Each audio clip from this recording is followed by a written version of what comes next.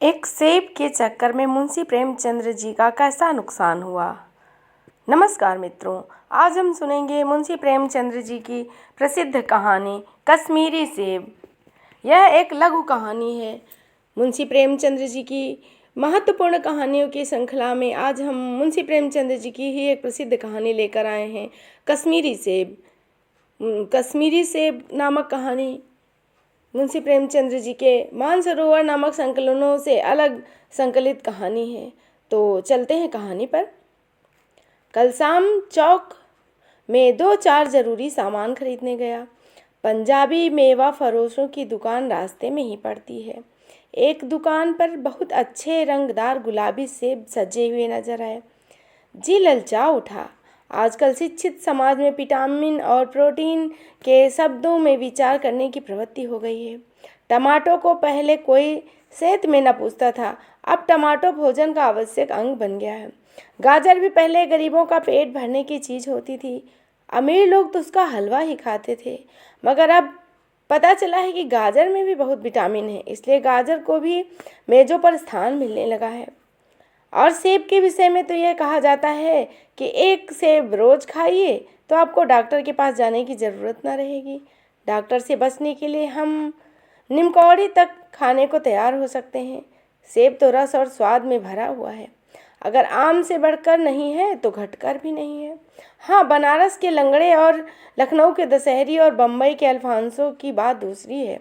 उनके टक्कर का फल तो संसार में कोई दूसरा है ही नहीं। मगर उनमें विटामिन और प्रोटीन है या नहीं, है तो काफ़ी या नहीं, इन विषयों पर अभी किसी पश्चिमी डॉक्टर की व्यवस्था देखने में नहीं आई। सेब को यह व्यवस्था मिल चुकी है।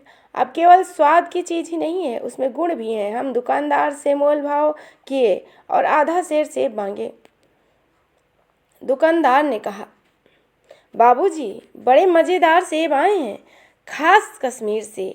आप ले जाइए, खाकर तबीयत खुश हो जाएगी। मैंने रुमाल से निकालकर उसे देते हुए कहा, चुन चुन कर रखना। दुकानदार ने तराजू उठाई और अपने नौकर से बोला, लौंडे, आधा सेर कश्मीरी सेब निकाल ला, चुन चुन कर लाना। लौंडा 4 सेब लाया। दुकानदार ने तौला, एक लिफाफे में उन्हें रखा और रुमाल में बांधकर मुझे दे दिया। मैंने 4 आने उसके हाथ पर रख दिए। घर आकर लिफाफा ज्यों का त्यों रख दिया। रात को सेब या कोई दूसरा फल खाने की आदत नहीं। फल खाने का समय प्रातःकाल है। आज सुबह मुंह हाथ धोकर जो नाश्ता करने के लिए एक सेब निकाला तो सड़ा हुआ था। 1 रुपए के आकार का छिलका गल गया था। समझा रात को दुकानदार ने देखा ना होगा। दूसरा निकाला, मगर यह आधा सड़ा हुआ था। अब संदेह हुआ, दुकानदार ने मुझे धोखा तो नहीं दिया।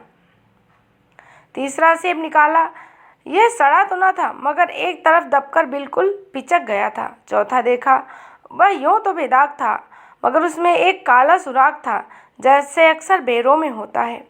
काटा तो भीतर वैसे ही धब्बे और कीड़े निकले जैसे बेर में होते हैं। एक सेब भी खाने लायक नहीं। 4 आने पैसे का इतना गम न हुआ जितना समाज के इस चारित्रिक पतन का। दुकानदार ने जानबूझकर मेरे साथ धोखाबाजी की। एक सेब सड़ा हुआ होता तो मैं उसको क्षमा के योग्य समझता, सोचता उसकी निगाह नहीं पड़ी, मगर चारों के चारों सेब खराब निकल जाएं, यह तो साफ धोखा है। मगर इस धोखे में मेरा भी सहयोग था। मेरा उसके हाथ में रुमाल रख देना मानो उसको धोखा देने की प्रेरणा थी। उसने भी भांप लिया कि महाशय अपनी कांख से काम लेने वाले जीव नहीं हैं और ना ही इतने चौकस हैं कि वे घर से लौटाने आए। आदमी बेईमानी तभी करता है जब उसे अवसर मिलता है। बेईमानी का अवसर देना, चाहे वह अपने ढीलेपन से हो या सहज विश्वास से, बेईमानी में सहयोग देना है। पढ़े लिखे बाबुओं और कर्मचारियों पर तो अब कोई विश्वास नहीं करता। किसी थाने या कचहरी या म्यूनिसिपालिटी में चले जाइए, आपकी ऐसी दुर्गति होगी कि आप बड़ी से बड़ी हानि उठाकर भी उधर न जाएंगे। व्यापारियों की साख अभी तक बनी हुई है। यों तौल में चाहे छटाक कस लें, लेकिन आप उन्हें 5 की जगह भूल से भी 10 के नोट दे आते हैं तो आपको घबराने की ज़रूरत नहीं है।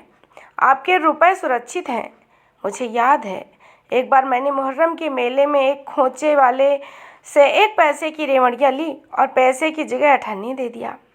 घर आया तो अपनी भूल मालूम हुई, पैसे की जगह अठन्नी दे आया और खोचे वाले के पास दौड़ा दौड़ा गया। आशा नहीं थी कि वह अठन्नी लौटाएगा, लेकिन उसने प्रश्नचित्तता से अठन्नी लौटा दी और उल्टे मुझसे क्षमा मांगी। और यहाँ कश्मीरी सेब के नाम पर सड़े हुए सेब बेचे जा रहे हैं।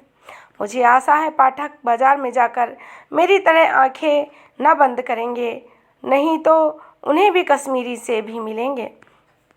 तो मुंशी प्रेमचंद्र जी की यह एक लघु कहानी है जो उनके स्वानुभव पर आधारित है। इसी तरह की महत्वपूर्ण कहानियाँ हम देखेंगे अगले भाग में। तो तब तक के लिए धन्यवाद। और यदि आप कोई सुझाव देना चाहते हैं तो अवश्य दीजिए, और यदि आप कोई विशेष कहानी या उपन्यास सुनना चाहते हैं तो उसके बारे में भी बताएं, हम अवश्य ही प्रयास करेंगे। तो पुनः आपके समक्ष भेंट करेंगे। तब तक के लिए जय हिंद, जय हिंदी।